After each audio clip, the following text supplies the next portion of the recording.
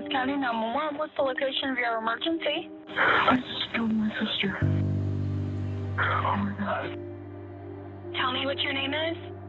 Benjamin Elliott. Okay, tell me exactly what happened. I thought it was a dream. I took my knife and I stabbed her. Please, I don't want her to die. I'm sorry. How old is she? 17. We're twins. Is she awake? Yes. She's like barely alive. Is there anyone else there in the house with you? There is. It's my parents, but they're asleep. Okay, I need you to go wake them up. Mom! Dad! We're gonna have to start CPR right now. 1, 2, 3, 4. 1, 2. Keep tapping her chest, just like that, okay? Where's your son? Where's your son? Okay, we got it. EMS is coming. Okay, slow down a little bit. 1, 2, 3, 4. 1, 2, 3, 4. Can we take over? Can you step out? Thank you. What happened, son? It was a dream. He said it was a dream, honey. What the? I don't know what I'll do if she left. It was just a dream, and then it wasn't. I'm gonna do a search of you real quick, and then I'm gonna put you in the back seat out of this rain, okay? In the quiet hours before dawn, a 911 call breaks the silence. I just killed my sister. A whisper? A panic? A confession? This is the story of Benjamin and Meghan Elliott twins who grew up side by side, and the night that shattered a family, divided a courtroom, and forced a jury to decide whether a teenager was a murderer or a sleepwalker trapped in a nightmare. We start with skepticism, because skepticism is honest. When neurologist and sleep disorder specialist Dr. Jerald Simmons first hears about the case, he doesn't shrug and say, "Of course, sleepwalking." He wonders why a 17-year-old keeps a knife by his bed at night. He questions what the defense is asking him to believe. His first study is clinical, methodical. Charts, wires, brain waves ticking like a metronome. He watches the rapid eye movements, marks the stages of sleep, and at least at first, he isn't convinced. But that's only the beginning. Let's rewind to the morning of September 29th, 2021. Houston, Texas. A sheriff's interrogation room in Harris County. Benjamin Elliott, 17 years old, sits across from Detective Frieder Munoz. He's quiet, pale, and stunned.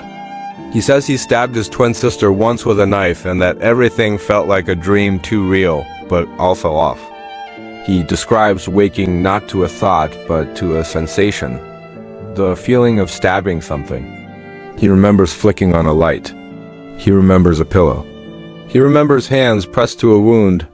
He remembers running to get his phone, dialing 911, pleading for help. The detective asks where the phone is now. At the crime scene, Ben says, "Not my room. Not my house." He calls it the crime scene. It's a phrase prosecutors will later replay for the jury again and again. Outside that room, the house is swarming with first responders. Paramedics take over CPR. Police move the family out. The front yard is blinding with emergency lights. Michael and Kathy Elliott parents who have spent weekends camping, who have stashed a lifetime's worth of knives and gear, who have watched their twins grow different but closer left in the dark. They ask to see Meghan. They're told no. They ask if she's okay. They're told nothing. They reach for a friend who happens to be a lawyer to help them get answers. Finally, they learn what the police never told Benjamin. Meghan is gone. A detail lands like a stone. Benjamin says he stabbed his sister once. But the autopsy shows two wounds. One is deep severing the carotid artery and jugular vein. That discrepancy will become the heartbeat of the prosecution's case, pounding beneath every exhibit, every cross-examination, every closing argument. To understand this family is to see more than a single night. It is to see years. Benjamin is the methodical one, engineering-minded, funny, a little nerdy. He's thinking about SATs and college applications. Mechanical engineering, maybe. He loves video games. The night before, he and his dad stayed up playing Survive the Nights, a survival game with a familiar-looking military knife. The father recognizes it. He owns something like it. He retrieves it. He gives it to his son, a gift ill-timed, ill-fated, impossible to take back. Meghan is the artist and observer who sees beauty where others miss it. She writes poetry, draws posts to a small YouTube channel. She has been diagnosed with autism, and in her late teens, she's finding her voice, finding friends, coming out of her shell. The twins are close. Not perfect, not saccharine, just close in the way twins often are. And by all outward signs, there's no family feud here, no obvious storm brewing. After the arrest, there's fear layered on grief. Benjamin is released on bail after several days on suicide watch. He returns to his family with a hollowed-out stare, lost in shock. His parents can't sleep in that house again. They move in with a grandmother. They install an alarm on Ben's bedroom door, because what if he sleepwalks? What if he does anything without knowing it? They're terrified of what he might do, and even more terrified of what he already did. Mental health enters the conversation. Kathy's father lived with schizophrenia. The lawyers wonder about bipolar disorder. A psychiatrist evaluates Ben. The result surprises them all. He's fine. No severe mental illness. No obvious explanation. And so the defense looks in a different direction towards sleep.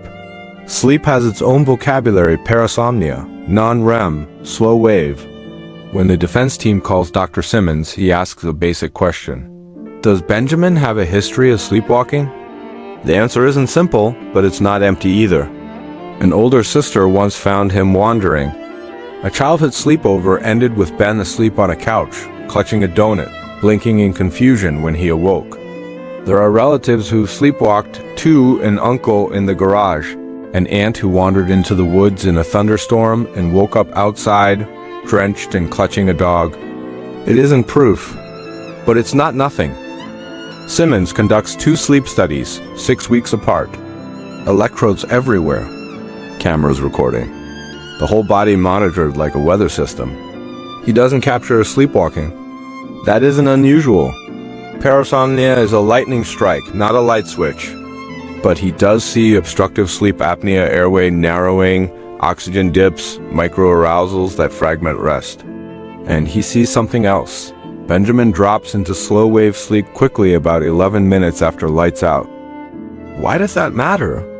Because on the night of the stabbing, the last phone activity is at 4:17 a.m., and the 911 call hits around 4:41 a.m. That window, about 24 minutes, could accommodate dropping into slow-wave sleep, an episode of sleepwalking in a frantic awakening. Could. Not must. But could. For Simmons, the pieces start to align. He believes the act was a parasomnia, violent behavior arising out of non-REM sleep, not a calculated attack.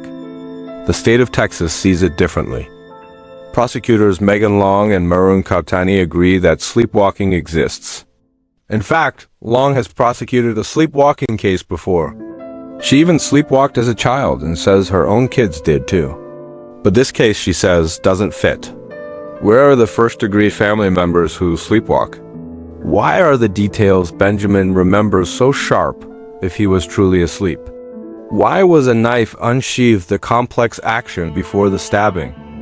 Why is there no blood spatter on the walls if a knife went in and came out while Meghan was upright? And why is his tone so calm in the interrogation room, so steady as he talks about SATs in college, even after hearing the worst news a brother can hear? They bring in psychologist Dr. Mark Pressman, a sleep consultant. He says sleepwalkers can lash out, yes, but usually only if someone physically intervenes, shoving, restraining, shaking. Their aggression looks like flailing, not precision. He argues that Benjamin's recall the feeling of the knife, the pillow, the sequence suggests consciousness, not a fog. In his view, the medical and behavioral evidence points away from sleepwalking. They also challenge the pillow. Benjamin says he used it to staunch the bleeding. The prosecution argues it covered her face, muffling any scream. They listen to the 911 call. They hear a hush. Why whisper if your sister is dying? Why not shout for your parents down the hall? The state makes an offer 30 years in prison in exchange for a plea. Benjamin says no. Trials are stories told under oath, and every story competes with another. In February 2025, the courtroom doors open and two versions of the night take the stage. The prosecution goes first. They play the Joyaya audio. The words are clear. The cadence is subdued. I just killed my sister. They replay it for the jury. Whisper or no whisper? They show the knife. They show photos from the scene. They lay out the medical examiner's findings: 2 wounds, 1 catastrophic. They remind jurors there's no blood spatter on the walls, only a pillow soaked in red. They suggest that after the knife slid free, there was no spray because the pillow was already pressed in. They remind the jury of the phrase crime scene. They highlight Benjamin's bearing in the interview: straight-backed, steady, and in their view, suspiciously controlled. They ask Benjamin's father to identify Meghan's photo from the autopsy. In a room full of procedure, grief roars back in. Then the defense stands. They don't pretend nothing happened. They don't deny the knife or the wounds. They tell the jury this is a tragedy without a villain. They remind them that a boy called 911, that he tried CPR, that he struggled to comprehend that the dreamlike sensation was real. They call a family friend who says Benjamin was loving, gentle, protective of Meghan. They call a childhood friend who remembers finding Ben asleep and eating a donut confused and startled when he woke up. They call a great aunt, a psychologist, who talks about her own sleepwalking, about coming to and scrub and leaf, clutching a dog in the dark. And then they call Dr. Simmons. He spends hours explaining the architecture of sleep, its cycles, its stages, the cul-de-sacs where consciousness gets lost and bodies do things they shouldn't. He points to the sleep studies: obstructive sleep apnea, a quick slide into slow-wave sleep. He overlays that with the phone records and the timeline. He says it fits this pattern of non-REM parasomnia, sometimes called sleepwalking violent behaviors. He says it explains the confusion, the gaps, the terror. He says there is no motive because there was no intent. On rebuttal, Dr. Pressman returns for the state. He holds the line. The details Benjamin recalls, the speed with which he seems to surface, the complexity of unsheathing the knife, all of it, he argues, contradicts true sleepwalking. Closing arguments sharpen everything to a point. The prosecution describes a deliberate act. Benjamin walked into his sister's room with a knife and plunged it twice into her neck. He muffled her with a pillow. He spoke calmly with police. He minimized. He protected himself. And the state doesn't stop there. They hint that the family is protecting him, too, that from the first frantic call to a lawyer friend to the careful testimony about a happy home, there's a coordinated effort to shield a son at the expense of a daughter. Then comes a line that ripples across the room. Look around, so many people here for Benjamin. Not one person here for Meghan. The defense bristles. The family stares, wounded. But the words are already in the air, and jurors carry them back to the deliberation room. The defense counters with a different picture. You don't call 911 if you're trying to hide a murder. You don't hand over your iPhone passcode if you're crafting a cover-up. You don't leap into sleep studies and let experts wire you up unless you want the truth on the table. They say the prosecution's case is a story built on tone and inference, a voice that sounds too calm, a phrase that feels too clinical, a pillow that is assumed to be a gag even when a panicked teen could see it as bandage. They ask the jury to allow for the complicated reality of sleep, a state where intention can be absent and harm can still be done. The jury files out. 12 people carried 2 lives in their hands: Meghan's memory and Benjamin's future. Some have sleepwalking in their past families that have tiptoed through nights with doors alarmed. Children shepherded back to bed. They take an initial vote. 7-5. Close. Not decisive. They talk. They replay. They dissect. 4 hours later, they return. Guilty. Murder. In a single word, the courtroom's air changes. Sentencing arrives fast. The state asks for 40 years. A juror, one of the people who voted guilty, asks the judge for leniency, citing the family's pain. The judge looks for a number he can live with and lands at 15 years. 15 years for a night, the defense says, never truly belonged to Benjamin's waking mind. In the county jail, Benjamin speaks again, this time to a camera. He says the verdict is a miscarriage of justice. He says he wasn't whispering on the 911 call. He's simply not a yeller. He says the pillow was a desperate attempt to stop the bleeding, not a gag. He says he talked about SATs with the detective to get away from the horror in his head, to cling to something normal when his life had blown apart. He says he misses his twin, misses the way she looked at the world, misses the artist who found beauty everywhere. He says he used to feel it was his fault because his hands held the blade, but now he believes the blame belongs to something that lives in the space between waking and sleep. So where does that leave us? With a mystery that depends on what you believe about the night inside a teenager's brain, with experts who disagree on what the science says and what the details mean, with a family that lost a daughter and, in many ways, lost a son, with a prosecution that argued for accountability when they saw intention, and a defense that pleaded for understanding when they saw a disorder. Here are the facts that aren't in dispute. Meghan Elliott is dead.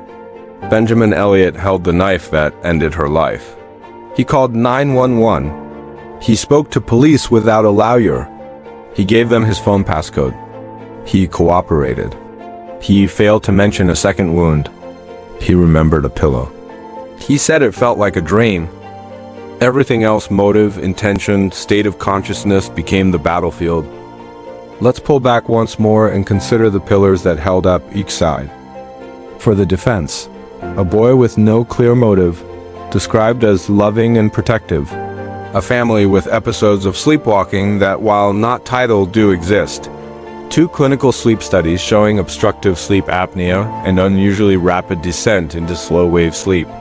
A timeline that allows for a parasomnia event.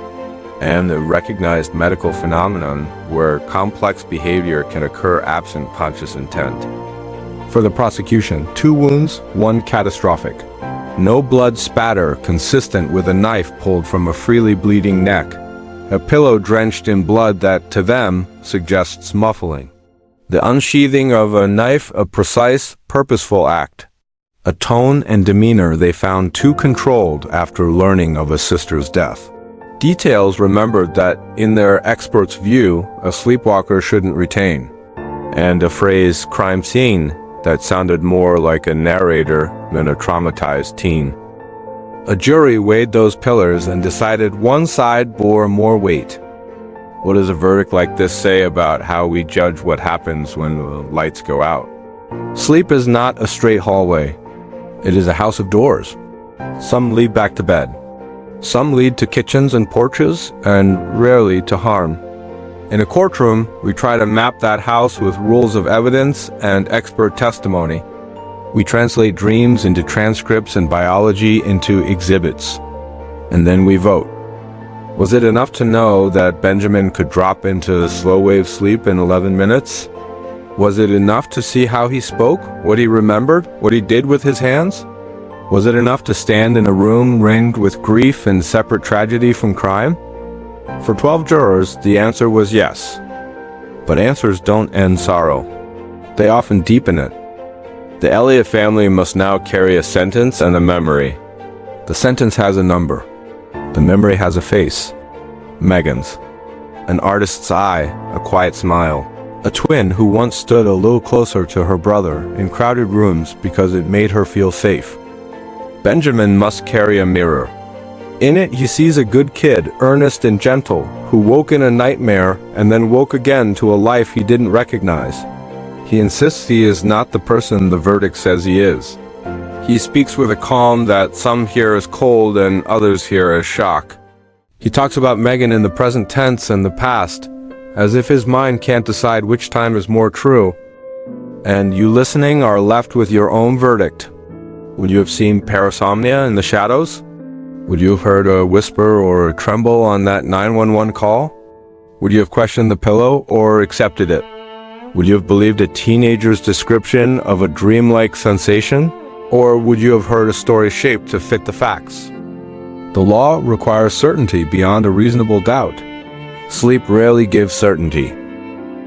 It gives fragments. It gives footprints without the walker. It gives a glow behind a closed door. If you've ever woken unsure of where you are, if you've ever stood in your kitchen with the fridge open and no idea why, if you've ever seen a child drift down a hallway, eyes open but unseeing, then you know how thin that veil can be. And if you've ever loved someone and lost them, you know how final a single moment can become. In the end, this case is a collision. Biology against responsibility, science against suspicion, grief against justice. It is a reminder that truth in court must fit inside rules and timelines and the exact words we say when we are most broken. It is a story about two teens whose lives were intertwined from birth and then torn apart by something that happened between a phone screen and a phone call, between 4:17 and 4:41 in the morning. Meghan's absence is permanent. Benjamin's sentence has an end date. The family lives in the space between those two realities where a daughter is remembered and a son is punished, where every photograph has one person missing and every bedtime carries a shadow. So, what do we do with a case like this? We remember that science can explain a lot, but not everything. We remember that prosecutors and defense attorneys are doing different jobs with the same facts. We remember that jurors are human and bring their own sleep stories, their own doubts, their own thresholds for enough. We remember that families grieve imperfectly, sometimes in ways that look like denial and sometimes in ways that look like survival. We also remember Meghan not as an exhibit number, not as a wound path on a diagram, but as a sister, a daughter, an artist who saw beauty and tried to share it. And we remember Benjamin as he is in the only moment we truly know about him, on the phone, voice tight, calling for help, trying to drag his world back into the daylight. I just killed my sister. 5 words that will echo through a family's home long after the lights are off and the house is quiet again. This is the case of Benjamin and Meghan Elliott, 2 stories that started together and ended on a question we're still arguing about. When does a dream end and responsibility begin?